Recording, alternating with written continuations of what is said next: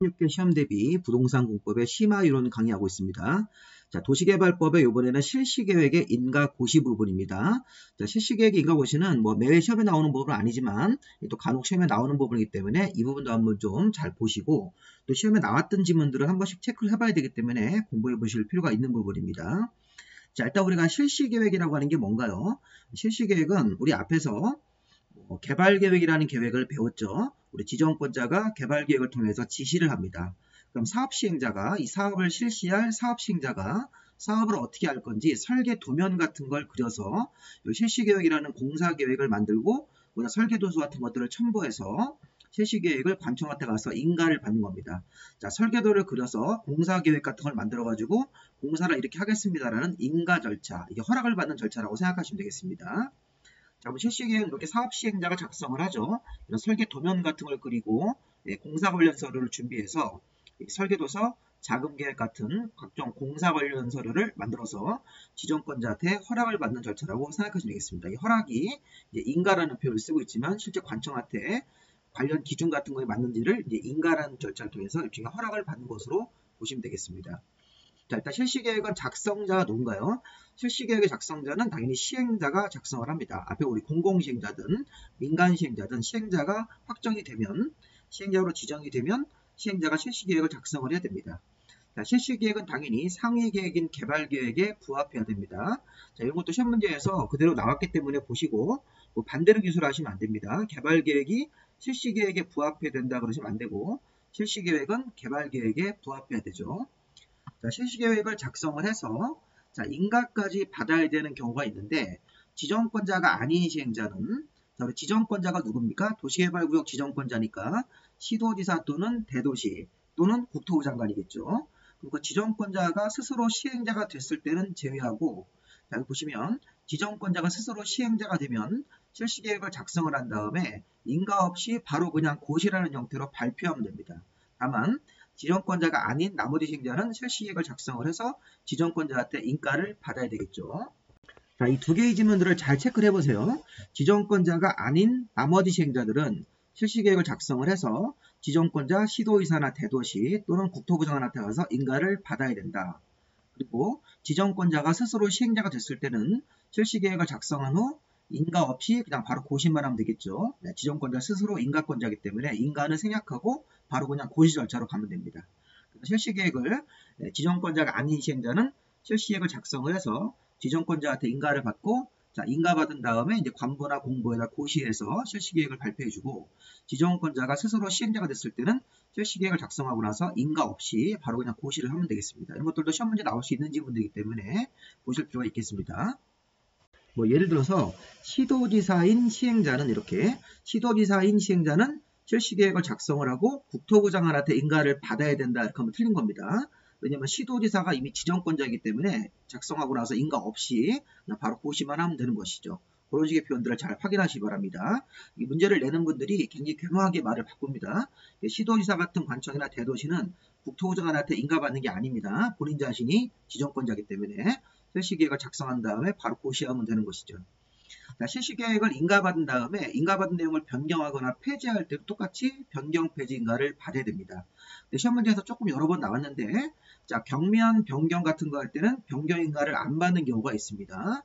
자, 이제 시험 문제에서 이거 3번 나왔는데 사업 시행 면적을 100분의 10 범위 안에서 감소, 사업비를 100분의 10 범위 안에서 증감. 자, 위에 거는 감소만 해당되고 밑에는 증감이네요. 조금 이제 어렵습니다.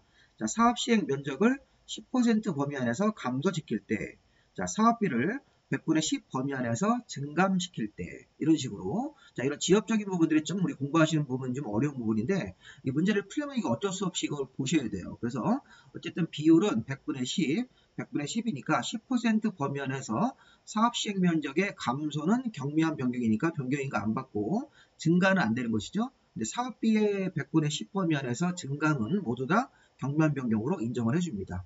문제 풀 때 한번 적용을 해보십시오. 자, 경미한 변경은 변경인가를 안 받는 경우도 있다. 일단 100분의 10 범위 안에서 위에 거는 감소, 밑에 거는 증감 모두 해당이 되는 것입니다. 자, 실시계획을 이제 고시할 때, 좀 전에 우리가 실시계획을 뭐 인가받고 고시하든, 아니면 실시계획을 지정권자인 시행자는 직접 작성을 해서 고시하든, 실시계획을 이제 고시를 하는데, 이제 관부라는 신문하고 이제 공부라는 신문에다가 다음 내용을 고시하도록 되어 있습니다. 자, 국토부 장관 할 때는 관부고, 시도나 대도시 같은 지정권자 할 때는 공부인데, 자, 이 고시 내용 중에 1번부터 7번까지가 시험 문제가 뭐가 나왔냐면, 이런 건 아주 또 지역적인 거 시험 문제를 냈습니다. 자, 지금 보시면, 지정권자는 환지 방식으로 시행하는 구역에서 자, 고시의 내용 중 1호부터 6호 사항은 등기소에다가 등기소에다가 통보하도록 되어 있습니다. 자, 사업의 명칭, 사업의 목적, 이 환지 방식으로 사업하는 명칭, 환지 방식일 때 사업의 목적, 환지 방식의 사업의 위치, 면적, 시행자, 시행 방식, 시행 기간 이런 것들을 이 등기소에 통보해서 이 등기소도 알고 있으라는 얘기겠죠. 이런 내용들을. 근데 문제는 뭐냐면 자, 여기 도시관리계획이나 지구단위계획 같은 것들은 등기소에 통보하는 사항이 아니다 이런 얘기입니다. 정리해보면 자, 실시계획을 이제 인가받고 나서 고시 같은 거 할 때 고시 내용은 1호부터 7호까지가 고시 내용인데 여기 환지 방식 같은 거 할 때는 고시 내용 중에서 1호부터 6호 사항은 등기소에 통지해야 되고 등기소가 도시관리계획이나 지구단위계획 같은 경우는 자기가 알아야 될 사항이 아니기 때문에 자, 이런 것들은 통보사항이 아니라는 겁니다. 행정계획 같은 경우는 등기소에서 알 필요가 없습니다. 이런 것들은. 그러니까 등기소 같은 경우는 어떤 민사에 관련 그런 내용이고 또 등기부의 표제부에 들어갈 사항들 이런 것들만 통지하는 것이지 이 도시관리계획이나 지구단위계획 같은 것들은 이거는 자, 행정계획 같은 것들은 등기소가 자기 관할 그런 다루는 그런 계획이 아니니까 통보할 필요가 없다 이런 식으로 생각하셔가지고 29회 때 다음 중 고시 내용 중 등기소에 통보하는 사항이 아닌 것을 해가지고 이거 심화 문제로 7번 같은 걸 답을 한번 찾아보셔야 되겠습니다. 자, 그 다음에 실시계획을 인가할 때 하급관청의 의견 이런 게 있습니다. 좀 전에 아까 실시계획을 지정권자한테 가서 인가를 받아야 되죠. 지정권자가 아닌 시행자가 실시계획을 만들었을 때는 자, 이때 중요한 건 뭐냐면 주민의견이 아닙니다.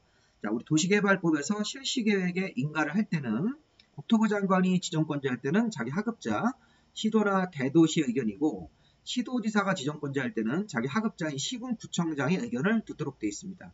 그러니까 하급관청의 의견을 듣는 것이니까 이런 것도 한번 정리해 보시고 자, 실시계획에는 설계도와 자금계획 같은 것들을 첨부해야 되고 이런 지구단위계획 같은 것들이 실시계획에 포함되어야 됩니다. 자, 설계도, 이게 뭐 위치도가 이렇게 도면에 축척 같은 게 있는데 그냥 참고로 보시고 자, 이런 것들이 일단 기본적으로 설계 도서고 또 공사 자금계획 같은 것들이 공사 관련돼서 필요하고 그다음 실시계획에는 이런 지구단위계획 같은 것들도 포함이 돼야 됩니다.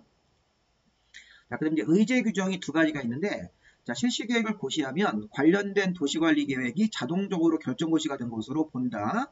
종전 도시관리계획은 실시계획 고시된 내용으로 변경된 것으로 본다.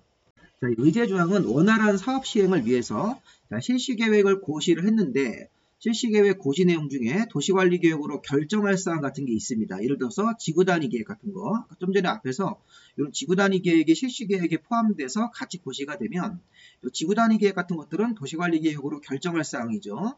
그래서 그런 사항에 대해서 자동적으로 도시관리계획이 결정이 된 것으로 본다. 그리고 실시계획 고시 내용과 종전 도시관리계획 결정사항이 안 맞으면 다르게 되면 종전 도시관리계획은 실시계획의 고시 내용대로 변경이 된 것으로 간주됩니다. 자, 이런 식으로 우리가 되어 있으니까 이런 내용들 한번 체크를 해보시고요.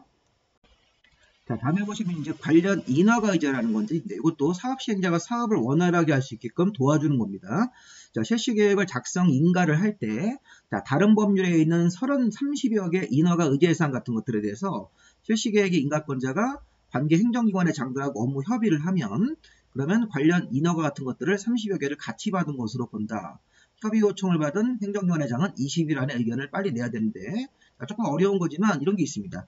실시계획을 작성을 하거나 인가할 때 인가권자나 실시계획의 작성자가 다른 행정기관의 장들하고 업무 협의하면 예를 들어서 건축허가권자, 주택법상 사업계획승인권자 포함해가지고 30여 개 관련 인허가를 같이 내주기 위해서 사전에 협의하면 그래서 실시계획에 인가가 나왔을 때 이런 그 관련 인허가 같은 것들을 같이 받은 것으로 간주하게 되어 있습니다. 그러니까 실시계획의 인가라든가 인가 고시가 되면 이런 관련 인허가 같은 것들을 같이 받은 것으로 보고 30여 개 인허가를 다른 것 딱 별도로 신청하지 않고 같이 받은 것으로 간주하는 제도가 있으니까 한번 체크해 보시기 바랍니다. 이것도 시험 문제 한번 나왔습니다. 이게. 그래서 여기 인허가 같은 거를 이제 받은 것으로 간주하려면 실시계획의 신청 같은 걸 할 때, 인가 신청을 할 때 관련 서류를 함께 제출을 해서 이 행정기관의 장과 미리 협의해가지고 그 관련 서류를 같이 제출하기 때문에 이 30여 개 인허가를 같이 받은 것으로 본다. 이런 식으로 29회 때 시험 문제가 한번 나왔으니까 한번 체크를 해보시고요. 자, 두 번째 주제로 넘어가겠습니다. 실시계획 마무리가 됐고요. 그다음 이제 이 지정권자가 감리자를 정해주고, 자, 이 도시개발 사업을 이렇게 돌아가면서 순차적으로 사업하는 순환 개발 방식이라는 걸 보실 거고, 또 분쟁 해결을 위한 분쟁 조정위원회 같은 것들을 간단하게 좀 보겠습니다. 자, 일단 감리자의 지정은, 자, 지정권자가 실시계획을 인가했을 때, 자, 건설 엔지니어링 사업자를 감리자로 지정하고 지도 감독하도록 되어 있습니다. 자, 감리자의 지정은 사업 시행자가 직접 정하는 게 아닙니다. 지정권자가, 도시개발구역 지정권자가 실시계획을 인가했을 때, 자, 이렇게 감리자를 지정을 하고 감독하도록 되어 있습니다. 대신, 자, 감리비는 사업 시행자가 감리자한테 감리비를 지급하도록 되어 있습니다. 자, 이런 거 가지고 시험 문제를 낼 수가 있습니다. 만약에 사업 시행자가 건설 엔지니어링 사업자를 감리자로 지정하고 감독한다고 그러시면 안 됩니다. 지정권자 관청이 감리자를 정하도록 되어 있고요. 자, 감리자한테 감리 비용을 지급하는 사람은 지정권자가 아니라 이건 사업 시행자가 공사 여기 감리비 같은 것들을 지급해야 됩니다. 자, 감리자는 위반사항을 발견하면 지체 없이 시공자와 사업 시행자한테 위반사항 시정을 알리고 지정권자 관청한테 7일 안에 바로 보고하도록 되어 있습니다. 이렇게 위반사항을 시공하는 사람 시행자한테 알리고 지정권자한테 7일 안에 보고하게 되어 있습니다. 한번 읽어보시고, 시험 문제는 안 나왔지만, 자, 순환 개발 방식은 도시개발 사업을 원활하게 수행하기 위해서, 자, 철거되는 주택 세입자나 소유자 등을 순환용 주택에다가 임시 거주시키면서 사업을 순차적으로 사업한다. 그럼 이게 순환 개발 방식이 되는 것입니다. 자, 그리고 순환 개발 방식의 조건은 1번 조건과 2번 조건이 모두 맞아야지만 순환 개발 방식입니다. 자, 순환 개발 방식의 장점은, 자, 이게 사업이 너무 넓으면 순차적으로 돌아가면서 하는 건데, 자, 거기 이제 1지구, 2지구, 3지구, 4지구 이렇게 나눈 다음에 사업 지구를, 자, 순환용 주택 같은 것들을 이미 건설된 주택이나 새로 주택을 건설해서 순환용 주택으로 정해가지고 철거되는 주택 세입자나 소유자를 임시로 거주시키면서, 그래서 그 안에 거주하고 있던 사람들이 순환용 주택에 이렇게 이쪽으로 이사를 나가면서, 그 해당되는 집이 비면 그쪽 지역을 사업하는, 순차적으로 돌아가면서 이렇게 1지구 끝나면 다시 이제 새로 개발된 땅으로 들어오고, 다시 이제 2지구로 넘어가서 세입자나 소유자를 또 순환주택 임시로 거주시키면서 또 사업 이렇게 순차적으로 돌아가면서 하면 이게 순환 개발 방식이 되는 것입니다. 자, 순환용 주택에 거주하던 사람이 사업 완료 후에는 새로 개발된 땅이나 건물로 와야 되는데, 계속 순환용 주택에 거주를 희망하면 순환용 주택 자체를 여기 분양을 하거나 계속 임대할 수도 있습니다. 자, 이럴 때, 자, 순환용 주택에서 거주하고 있던 사람이 환지 대상자면 환지 대상에서 제외가 된 것으로 간주합니다. 왜냐하면 순환용 주택을 받은 것으로 간주하기 때문에 별도로 환지해 줄 필요는 없다는 것입니다. 참고로 한번 이렇게 읽어보시고, 자, 도시개발사업 분쟁 조정에는, 자, 쟁점이 어디다가 두는 겁니까? 자, 지정권자 시도의사나 대도시가 아니고 시군구에, 자, 도시개발사업 분쟁 조정위원회를 둘 수 있다. 도시개발 사업을 하다가 분쟁이 생기면 조정해주는 위원회가 있는데, 이 분쟁 조정위원회는 시군구에다가 둘 수 있다. 다만 이 정비법상, 도시 및 주거환경 정비법상 분쟁 조정위원회가 먼저 설치가 되어 있을 때는 이 정비법상 이 분쟁 조정위원회가 이 도시개발법상 분쟁 조정위원회 기능을 대신하도록 할 수도 있습니다. 자, 시군구에 분쟁 조정위원회를 둘 수 있다. 이렇게만 보시면 되겠습니다. 자, 사업 방식의 선정 기준. 자, 사업의 방식은 전부 수용, 전부 환지, 아니면 혼용 방식이 있는데, 이제 어떨 때 이런 방식을 선택하는지 기준이 있습니다. 자, 우리 세 번째 주제에서는 환지 방식은 두 가지 기준이 있기 때문에 이 둘 중에 하나만 맞으면 환지 방식을 선택할 수 있습니다. 자, 우리가 이 사업 방식은 우리 예전에 배웠던 개발 계획에 사업 방식 자체가 포함되어 있고, 이 지정권자가 개발 계획을 수립하기 때문에 지정권자가 개발 계획을 수립하면서 이런 기준 같은 것들을 지켜서 이 전부 환지로 할 건지 아니면 수용으로 할 건지를 정하도록 되어 있습니다. 자, 먼저, 자, 이런 표현을 보십시오. 자, 이 환지 방식을 선택하는 기준은 지역의 지가가 현저히 높아서 수용 방식으로 사업이 어려우면 그때 우리 반대 방식인 환지 방식을 선택할 수 있습니다. 자, 또 하나, 지역의 지가가 현저히 높아서 수용이 어려운 경우도 있지만 대지로서 효용을 증진하고, 자, 공공시설의 정비를 위해서 토지를 교환, 분합, 구획 변경, 지목 형질 변경 이런 것들이 필요한 경우도 환지 방식을 택하는 겁니다. 그래서 우리 보통 도시개발 사업할 때는 종전 토지가 농지, 임야라든가 임야입니다. 농지나 임야 같은 것들에 대해서 이제 대지로 개발해가지고 대지로서 효용을 증진시키고 그 토지를 효용을 증진시키면서 토지를 교환하고 토지를 우리가 이제 환지 방식을 하면 이제 교환을 해주겠죠. 종전 토지하고 나중 토지를 교환해주기 위해서 토지를 분필 합비를 하고 그리고 이게 구획 정리 같은 걸 해가지고 구획을 이렇게 반듯하게 정리하고 또 지목이라든가 형질 변경 같은 걸 하기 위해서 이런 환지 방식을 선택한다고 보시면 되겠습니다. 자, 수용 방식은요. 자, 계획적인 도시개발 등을 위해서 집단적인 조성 공급이 필요할 때는 이게 수용 방식이 되는 것입니다. 자, 계획적인 도시개발 등을 위해서 집단적인 조성이 필요할 때 어떤 택지 같은 것들에 대한 시가지 땅이 집단적으로 조성 공급이 필요할 때는 수용 방식, 지역의 지가가 현저히 높을 때는 환지 방식, 대지로서 효용을 증진하면서 토지를 교환, 분합, 구획, 변경, 지목, 형질 변경이라는 단어가 쭉 나오면 이렇게 환지 방식을 선택한다고 보시면 되겠습니다. 자, 우리 혼용 방식은 이게 사업 지분에서 수용과 환지가 이렇게 섞여 있는 건데 섞여 있는 형태에 따라서 이게 분할 혼용이 있고 미분할 혼용이라는 게 있습니다. 자, 수용 쪽과 환지 쪽이 이렇게 한 지구 안에 섞여 있지만 수용과 환지가 이렇게 딱 경계선을 딱 긋고 구분이 되어 있으면 분할 혼용이고 지금처럼 이렇게 막 서로 흩어져 있을 때는 미분할 혼용 방식이라고 보시면 되겠습니다. 사업 지구를 분할하지 않고 수용과 환지 방식을 막 섞어서 하면 그때는 미분할 혼용이 되는 거고 이렇게 구분을 해서 수용 쪽과 환지 쪽을 이렇게 별도로 분할해서 시행하면 이 분할 혼용이 되는 것이죠. 어쨌든 사업 방식은 전부 수용 방식, 전부 환지 방식 아니면 이렇게 혼용 방식으로 사업을 할 수가 있습니다. 실무에서는 혼용 방식이 제일 흔한 방식이라고 볼 수가 있습니다. 예를 들어서 뭐 수용이 70%, 환지가 10% 뭐 이런 식으로 해가지고선 혼용 방식으로 사업하는 경우가 이제 일반적으로 더 많다고 합니다. 시험 볼 때는 이 전부 수용을 택할 때 집단적인 조성과 공급이 필요할 때, 그 다음에 전부 환지 방식을 택하는 이런 기준 같은 것들을 두 가지를 잘 보실 필요가 있겠습니다. 자, 우리 마지막 사업 방식의 변경. 자, 사업 방식 변경은 토지 소유자한테 유리한 방식으로 변경이 가능합니다. 자, 사업 방식은 개발 계획에 포함되어 있으니까 이 개발 계획의 변경을 하면서 이제 환지 방식으로 또 수용 방식으로 사업 방식 자체가 변경될 수 있는데, 자, 다음 사항에 해당이 되면 변경이 가능합니다. 자, 시험 문제에서 최근에 좀 나오겠죠. 자, 일단 일반적으로 수용 방식이나 환지 방식을 비교했을 때 수용 방식이면 원 토지 소유자가 토지를 강제로 수용당해서 뺏기기 때문에 물론 이제 보상금을 받죠. 하지만 수용 방식이 일반적으로 토지 소유자한테 불리한 방식이고 이 환지 방식이 토지 소유자한테 좀 더 유리한 방식이라고 생각합니다. 일반적으로 환지를 받아놓으면 나중에 땅값이나 건물값이 올라가면 그 차익을 토지 소유자나 건물 소유자가 이제 가져갈 수 있으니까요. 자, 어쨌든 토지 소유자한테 유리한 방식으로 변경이 가능합니다. 자, 수용 방식이면 토지 소유자한테 불리한데 이거 유리한 방식 전부 환지 방식으로 변경하는 거 가능하고요. 앞에 있는 거 참고로 읽어보시고 공공시행자가 수용 방식을 전부 환지 방식으로 이렇게 아니면 공공시행자가 혼용 방식 만약에 5대5로 섞여 있다가 전부 환지 방식으로 바뀌면 50% 수용 방식이 다 환지 쪽으로 넘어가기 때문에 토지 소유자한테 유리하다고 할 수 있겠죠.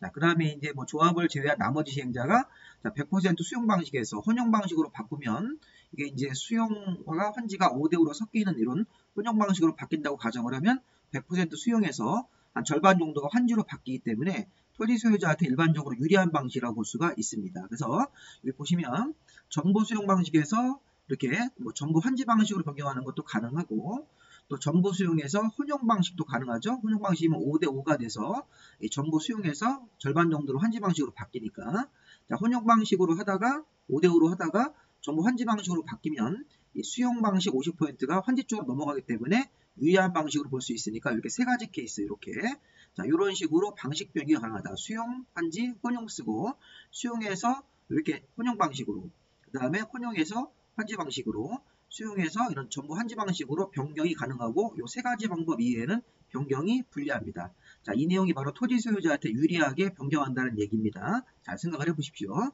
정리해보면 우리가 이제 실시계획을 작성을 해서 인가받는 절차를 받습니다. 지정권자한테 인가받고 지정권자가 감리자를 또 정하고 순환정비 방식이 되려면 두 가지 요건이 맞아야 되고 분쟁 조정위원회는 시군구에 둘 수 있는 것이죠. 자, 사업 방식 선정 기준, 환지 방식은 자, 두 가지 기준이 있었죠. 그 다음에 수용 방식은 이렇게 뭐 체계적인 도시개발 위해서 집단적인 조성 이런 게 필요할 때 수용 방식 택하는 거니까 그거하고 환지 방식을 선택하는 기준 같은 것들을 구별해서 보시 바랍니다. 자, 사업 방식의 변경은 토지 소유자한테 유리하게 세 가지 형태로 변경이 가능합니다. 자, 여기까지 마무리하고요. 다음 강의는 수용 사용 방식에서 또 우리가 설명드리도록 하겠습니다. 수용 방식하고 이제 환지 방식만 공부하시면 도시개발법은 마무리가 된다고 보시고 6문제가 나오는데 4문제 맞출 수 있게 우리가 열심히 공부만 해보십시오. 자, 구독과 좋아요 좀 부탁드리겠습니다.